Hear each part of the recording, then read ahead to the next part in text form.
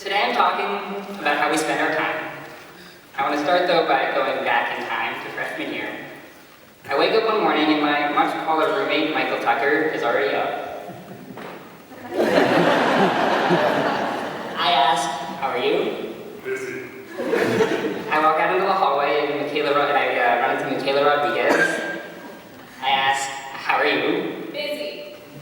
I've gone over to meet with Sam Weyen to work on Math 51 set together. I ask, how are you? Crazy, busy.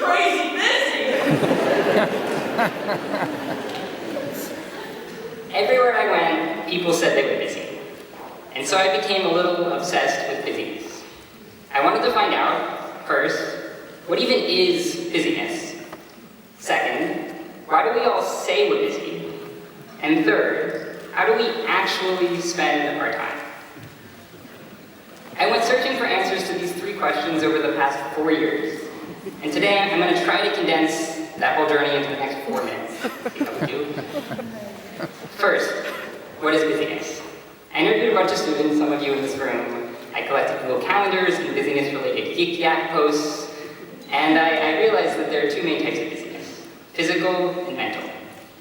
Physical, objective busyness is just speed plus activity. It's a lot of stuff crammed into a short period of time, how we normally define busyness. But there's another type of busyness, how busy you feel. And this subjective mental busyness includes anxiety, procrastination, multitasking, and worrying about all the things you have to do instead of just doing them. So physical and mental. Second, why does everyone say we're busy? I studied abroad, like Lauren, junior year at Oxford. I was at the Oxford Center for Time Use Research, which is a real center in Oxford where sociologists spend their time studying how people spend their time.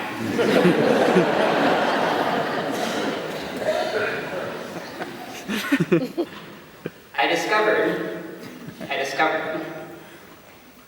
that none of us, myself included, really have any idea how we spend our time.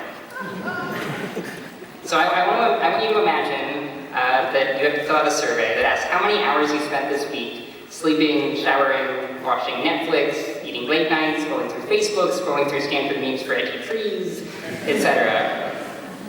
And now I want you to imagine that there's a camera or some other method that captures how many hours you actually spend on each of these activities. In experiments like this, people dramatically over and underestimate the amount of time spent on daily activities. Sometimes they're off by several hours, right? So we have no idea how we spend our time. We don't really know how much leisure we have in the first place. In fact, like the average amount of leisure over the years, over the past century, has remained relatively stable, despite reports of busyness going way up. What I think is happening in the West, in Silicon Valley, here at Stanford, probably especially for a lot of people in this room today, is this constant pressure to do more and to be more. To become more productive, idealized versions of ourselves. What happens is, as a result, is that we say yes to everything, we do more than we can handle, we take on a lot more, and we become increasingly physically busy.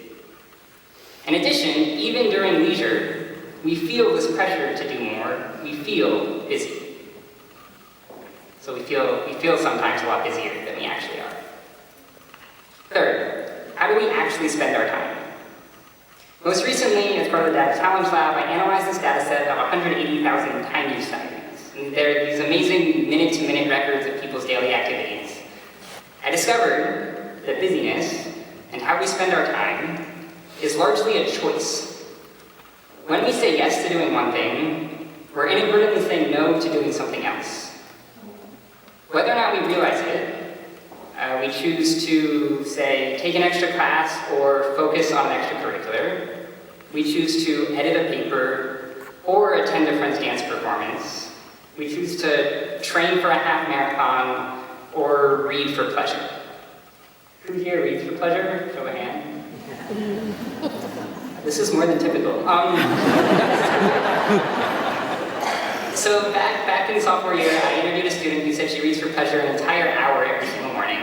And back then I was like, how in the world do you have the time? But of course, over the past 4 years, I realized that if we're not doing something, it's not because we don't have the time. It's because we haven't consciously chosen to make the time. Over my 4 years at Stanford, Examining my own time has led me to make different choices. I still spend too much time on Facebook and Stanford News for trees. But now I consciously plan my days. I fully separate my work and my leisure. I say no to things. I focus on a smaller set of activities that I care about. And I make more time for the people who matter most. Our time on this campus altogether is almost over. Since freshman year, 4 years have passed. It's 2,102,400 minutes. Since I started speaking, we're already another few minutes closer to graduation. Which is kind of terrifying. It's really terrifying.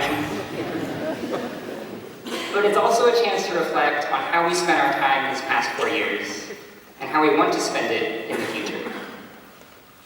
I, for one, am excited to see how we choose to spend all the time